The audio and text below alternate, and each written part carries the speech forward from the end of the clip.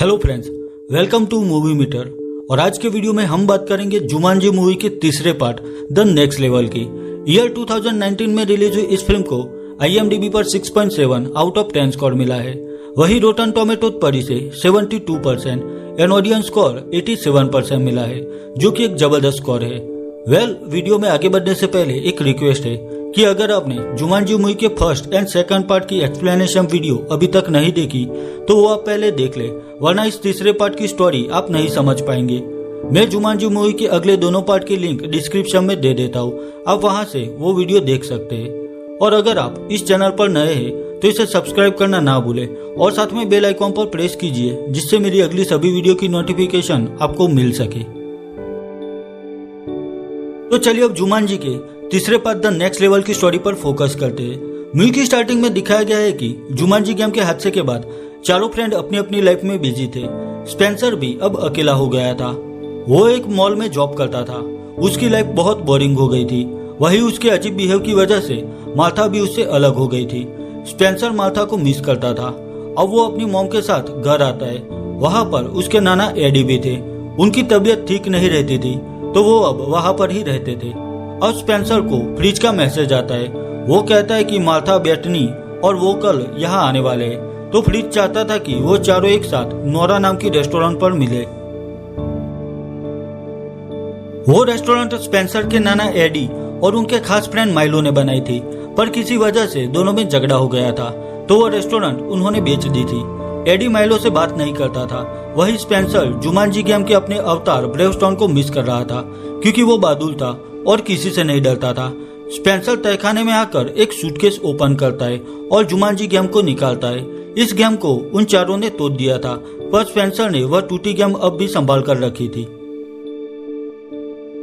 अब दूसरे दिन मार्था, बेटनी और फ्रिज नोरा रेस्टोरेंट में आते हैं। वो लोग काफी वेट करते हैं, पर स्पेंसर वहां नहीं आता।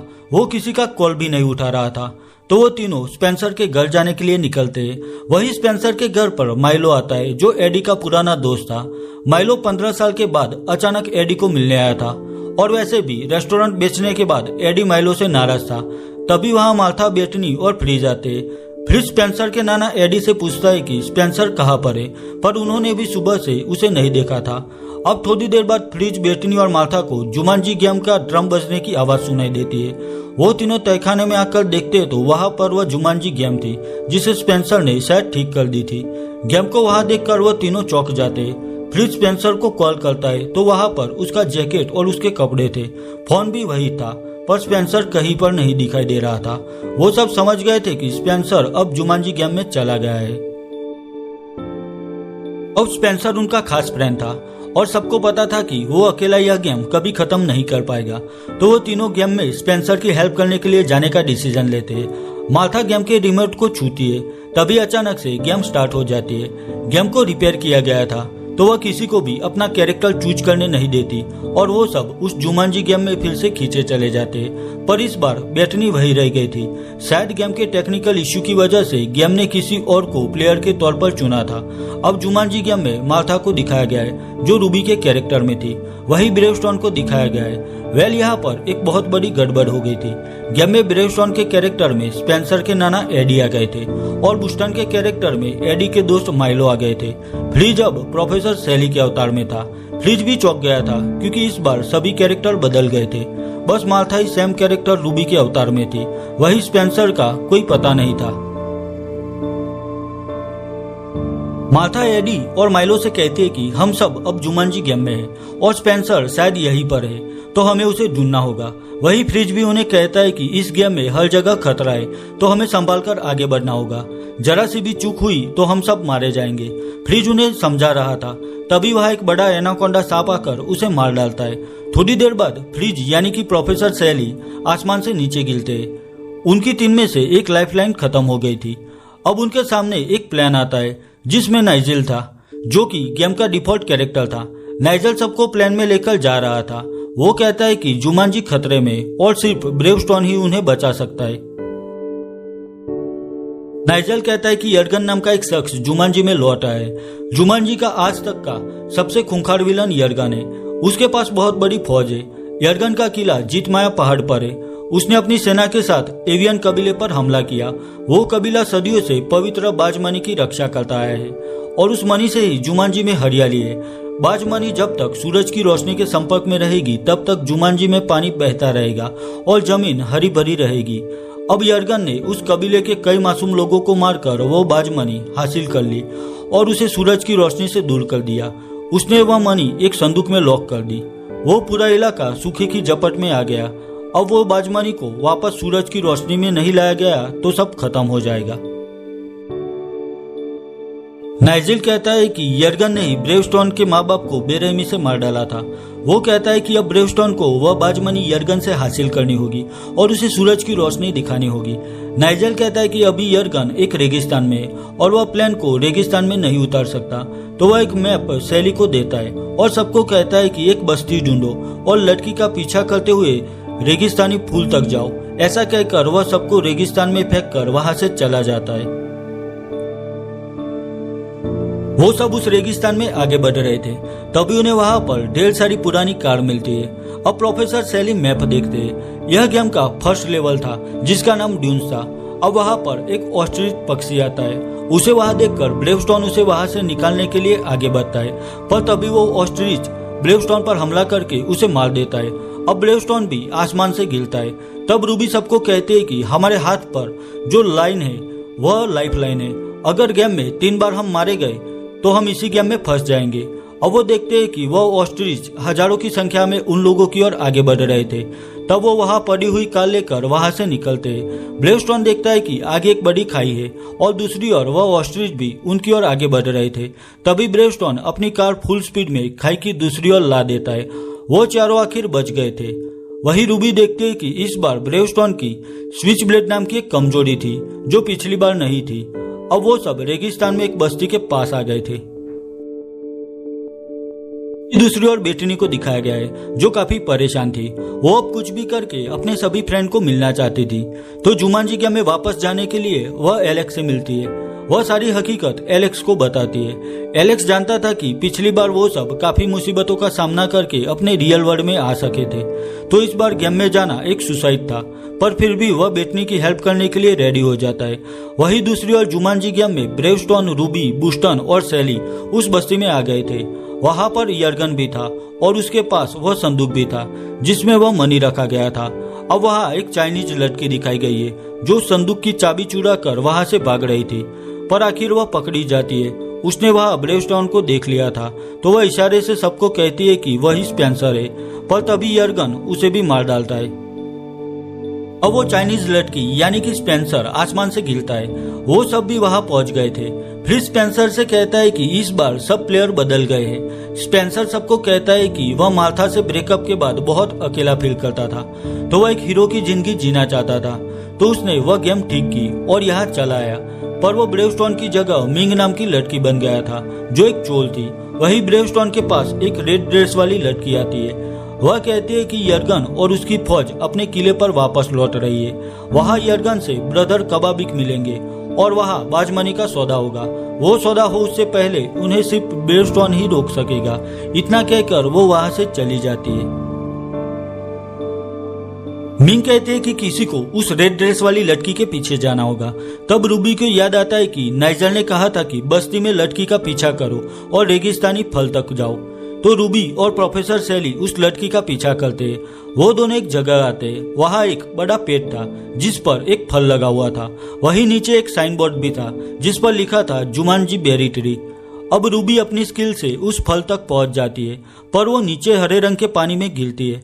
सैली को लगा कि शायद यह हरा पानी तेजाब है और रूबी अब मर गई होगी, पर तभी वह पानी से बाहर आती है। तब सैली रूबी को उस हरे रंग के पानी से खींचकर बाहर निकालते। अब उस वक्त उन दोनों के कैरेक्टर स्वाइप हो जाते, यानी कि मार्था अब सैली के कैरेक्टर में थी और फ्रिज अब रूबी के कैरेक्टर में। दोनों समझ नहीं पाते कि आखिर यह सब क्या हो रहा है। अब फ्रिज रूबी के कैरेक्टर में आकर बहुत खुश था। वह ज्यादा एक्साइटमेंट में आकर उसी हरे पानी में जंप लगाता है। तब सैली उसे फिर से खींचकर बाहर निकालते और उन दोनों के कैरेक्टर फिर स्वाइप हो जाते, यानी कि दोनों पहले जैसे अपने कैरेक्टर में वापस चले जाते। वही दूसरी ओर मिंग, बुस्टन और ब्रेवस्टोन ऊंट चुरा कर वहां से भागते। अब वो सब बाहर खड़े रूबी और सैली के पास आ जाते। वो सब वहां पर खड़े थे। तभी उस रेड ड्रेस वाली लड़की का हस्बैंड आता है। उसका नाम स्विच ब्लेड था और वह ब्रेवस्टोन का वीक पॉइंट था। स्विच ब्लेड एक बॉम्ब फेंक कर सबको मार डालता है। वो सब आसमान से नीचे गिरते हैं। बस एक ही पल में सबकी लाइफलाइन चली गई थी।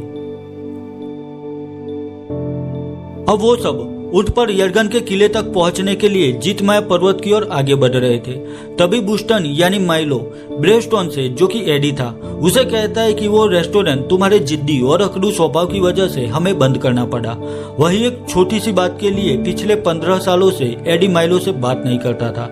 अब इस बात पर दोनों का झगड़ा हो जाता है और तब गुस्से में आकर एडी माइलो को एक मुक्का मारता है। माइलो सीधा एक बड़े पत्थर से टकराता है और वो बड़ा पत्थर उस पर गिरता है और वो भी मारा जाता है। बुस्टन यानी कि माइलो आसमान से गिरता है। उसकी लाइफलाइन चली गई थी। तब सैली ब्रेवस्टोन को कहता है कि ऐसे फालतू झगड़ा करके हम अपनी लाइफ वेस्ट नहीं कर सकते। अब वो सब यर्गन के पहाड़ी इलाके तक पहुंच गए थे। आगे एक ब्रिज था जिसे वह ऊंट लेकर पार नहीं कर सकते थे। वो सब अब उस ब्रिज पर चलना स्टार्ट करते हैं, पर तभी जुमांजी का ड्रम बजना स्टार्ट होता है और तभी उनके सामने मैंड्रल्स नाम के खूंखार बंदर आ जाते हैं। अब इतने सारे बंदर देखकर वो सब वहां से भागते। वही वो सारे बंदर भी उनके पीछे थे। यह ब्रिज स्विच होते रहते थे, पर वो सब धीरे धीरे आगे बढ़ रहे थे। उस वक्त रूबी गलती से एक दूसरे ब्रिज पर चली जाती है और तभी एक बंदर रूबी को उठाकर नीचे खाई में फेंक देता है और रूबी मारी जाती है। रूबी आसमान से गिरती है और एक ब्रिज पर आ जाती है। वहां पर मिंग भी थी। आखिर वो सब उस ब्रिज पर से खाई की दूसरी ओर पहुंच गए थे और वो बंदर अब भी उनके पीछे थे और वह सारे बंदर उन्हें घेर लेते। सबका वहां मरना तय था, पर तभी वहां उनका दोस्त एलेक्स एक घोड़ा लेकर आता है और वह सारे बंदर वहां से भगा देता है। एलेक्स कहता है कि बेटनी उसके पास आई थी और उसने कहा था कि उसके फ्रेंड मुसीबत में है, तो वह दोनों जुमांजी गेम में वापस आ गए और बेटनी अब एक घोड़ा बन गई थी जिसका नाम साइक्लोन था। एलेक्स सबके लिए गर्म कपड़े लाया था क्योंकि यर्गन का किला एक बर्फीले पहाड़ पर था। वहां पर ब्रेवस्टोन और बुस्टन को दिखाया गया है। ब्रेवस्टोन यानी कि एडी बुस्टन के कैरेक्टर में रहे माइलो से पूछता है कि सच बताओ कि अचानक 15 साल बाद वह उससे मिलने क्यों आया था। तब माइलो कहता है कि उसे कैंसर है और अब उसके पास ज्यादा वक्त नहीं था, तो वह अपने दोस्त से मिलना चाहता था। यह सुनकर एडी का गुस्सा चला जाता है और वो कहता है कि वह खुश नसीब है कि उसके पास माइलो जैसा दोस्त था। अब वो सब अपने आखिरी लेवल तक आ गए थे जिसका नाम था द फोर्ट्रेस। वो देखते हैं कि यहाँ पर एक हरे रंग के पानी वाला तालाब था। उसे देखकर सैली और रूबी समझ गए थे कि इसी हरे पानी की वजह से वह दोनों के कैरेक्टर स्विच हो गए थे। वो सब उस तालाब में गिरते। अब वो सब वापस अपने असली कैरेक्टर में आ गए थे। आखिर स्पेंसर फिर से ब्रेवस्टोन बन गया था। वही उसके नाना जी एडी अब मिंग बन गए थे और माइलो वह साइक्लोन घोड़ा बन गए थे। सब लोग एक गुफा में बैठे थे। मिंग और साइक्लोन बाहर खड़े थे। तभी वहां यर्गन के साथी उन दोनों को पकड़कर ले जाते।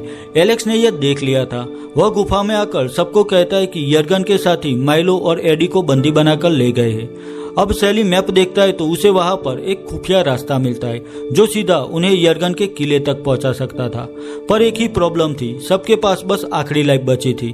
पर वह आखिर यर्गन के किले तक जाने के लिए रेडी थे। यर्गन के किले के बाहर जबरदस्त सिक्योरिटी थी।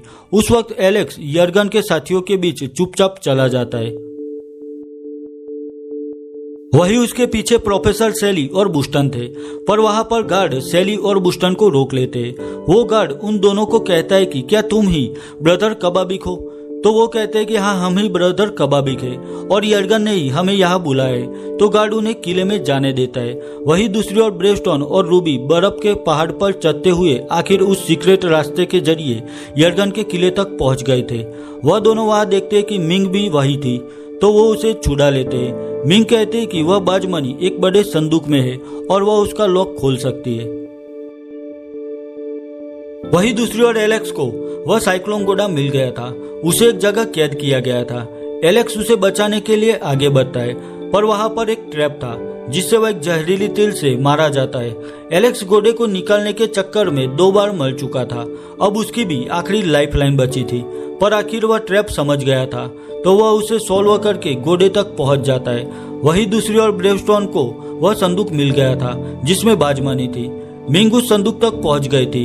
वह लॉक ओपन करती है और देखती है कि वहां बाजमनी नहीं था। दरअसल वह बाजमनी अब यर्गन ने पहन ली थी। अब यर्गन के पास कबाबिक ब्रदर्स बने हुए सैली और बुस्टन को लाया जाता है। सैली देखते है कि वह बाजमनी यर्गन के पास थी। यर्गन उनसे कहता है कि आपकी सिस्टर कहाँ है, क्योंकि आज यर्गन कबाबिक ब्रदर्स की सिस्टर से शादी करने वाला था। अब यहाँ पर सैली और बुस्टन फंस गए थे, पर तभी वहाँ रूबी आ जाती है। वो कहती है कि वही कबाबिक ब्रदर्स की सिस्टर है। पर तभी यर्गन का एक साथी आकर कहता है कि असली कबाबिक ब्रदर्स तो एक जगह फंस गए हैं और यह सब लोग नकली है। यह सुनकर रूबी यर्गन से बाजमनी लेने की कोशिश करती है, पर यर्गन उसे रोक लेता है। अब ब्रेवस्टोन भी वहां आ गया था। वह यर्गन पर हमला करता है, पर यर्गन पर उसका कोई असर नहीं हो रहा था। वो ब्रेवस्टोन को उठाकर फेंक देता है। उस वक्त वह रेगिस्तानी फल जो ब्रेवस्टोन के पॉकेट में था वो फट जाता है। वह फल देखकर यर्गन वहां से चला जाता है। यह देखकर ब्रेवस्टोन समझ गया था कि जरूर इस फल का यर्गन से कोई कनेक्शन है, तो वह यर्गन को रोकने के लिए उसके पीछे जाता है और वही रूबी, बुस्टन और प्रोफेसर सैली यर्गन के साथियों को रोकने में लग जाते हैं। यर्गन एक बड़े बलून प्लेन को लेकर वहां से निकलने ही वाला था, पर तभी ब्रेवस्टोन रस्सी के जरिए उस प्लेन तक पहुंच जाता है। तभी वह रस्सी से बांधा हुआ खंभा निकलकर सीधा प्लेन से टकराता है और प्लेन में ब्लास्ट होता है। ब्रेवस्टोन प्लेन में आ गया था। वो देखता है कि ठीक उसके सामने यर्गन खड़ा था। वह जान गया था कि यर्गन की कमजोरी वो फल है, तो वह उस रेगिस्तानी फल को सीधा यर्गन की छाती पर फेंकता है। अब यर्गन जैसे उस फल के कांटेक्ट में आता है, उस पर ब्रेवस्टोन के वार का असर होता है। ब्रेवस्टोन अब यर्गन की धुलाई करता है। अब ब्रेवस्टोन यर्गन को साथ लेकर उस प्लेन से नीचे कूदता है। उसने एक रस्सी पकड़ रखी थी जो बलून से जुड़ी हुई थी। वही दूसरे हाथ से उसने यर्गन को पकड़ा था। आखिर ब्रेवस्टोन यर्गन के गले से वह बाजमनी ले लेता है और यर्गन को नीचे फेंक देता है। आखिर यर्गन मारा गया था, पर मुसीबत अभी खत्म नहीं हुई थी, क्योंकि वह बलून प्लेन नीचे गिर रहा था। वहां मिंग और वह साइक्लोन घोड़ा ब्रेवस्टोन को बचाने के लिए जाते हैं। दरअसल साइक्लोन की एक स्पेशल पावर थी। वह यूनिकॉर्न हॉर्स था, तो वह उड़ सकता था। ब्रेवस्टोन वह बाजमनी मिंग को देता है और उसे वह मनी सूरज के किरणों तक ले जाने के लिए कहता है। आखिर मिंग वह मनी बादलों को पार करके सूरज के किरणों के सामने ला देती है और वो सब एक साथ गेम का नाम पुकारते हैं, जुमांजी। और बस उन्होंने आखिर गेम खत्म कर ली थी। अब वहां पर नाइजेल आता है। वह बाजमनी ब्रेवस्टोन से ले लेता है और कहता है कि वह बाजमनी एवियन कबीले तक पहुंचा देगा। वो सब अब अपने रियल वर्ल्ड में जाने के लिए रेडी थे, पर तब साइक्लोन यानी कि माइलो इशारे से सबको कहता है कि वह जुमांजी में ही रहना चाहता है। उसे एक नई जिंदगी मिली है, तो वो अब अपनी जिंदगी इसी गेम में बिताना चाहता है। मिंग यानी कि एडी अपने दोस्त माइलो से बिछड़ना नहीं चाहता था, पर आखिर माइलो की खुशी के खातिर वह उसे गले मिलता है और उसे अलविदा कहता है। अब सब लोग नाइजेल से हाथ मिलाते और वापस उसी तहखाने में आ जाते जहां से उन्होंने गेम स्टार्ट की थी। वही स्पेंसर और मार्था फिर से एक दूसरे को चाहने लगे थे। वो सब आखिर नोरा रेस्टोरेंट में फिर से मिलते। टेडी भी उसी रेस्टोरेंट में थे। वो देखते कि वहां आज भी उनके और माइलो के फोटोग्राफ थे, जिन्हें देखकर एडी इमोशनल हो जाते और आखिर फिर से स्पेंसर, फ्रिज, मार्था और बेटनी एक साथ थे। वह एक दूसरे से वादा करते कि हमेशा वह चारों साथ रहेंगे। वही वह लोग तय करते कि आज के बाद वह फिर से जुमांजी गेम का नाम भी नहीं लेंगे। अब मूवी का एंड क्रेडिट सीन दिखाया गया है, जहां उसी तहखाने में हीटर ठीक करने के लिए एक बंदा आया था। स्पेंसर की मॉम ने ही उसे बुलाया था। वह आदमी भी गेम खेलने का शौकीन था, तो वह जुमांजी गेम को छूता है और फिर हमें दिखाया गया है कि वहां पर नोरा रेस्टोरेंट के बाहर ढेर सारे ऑस्ट्रिच आ गए थे। उन्हें वहां देखकर स्पेंसर, फ्रिज, बेटनी और मार्था चौंक जाते, यानी कि अभी श्रापित गेम का सिलसिला खत्म नहीं हुआ और बस यहीं पर जुमांजी का तीसरा पार्ट द नेक्स्ट लेवल खत्म हो जाता है।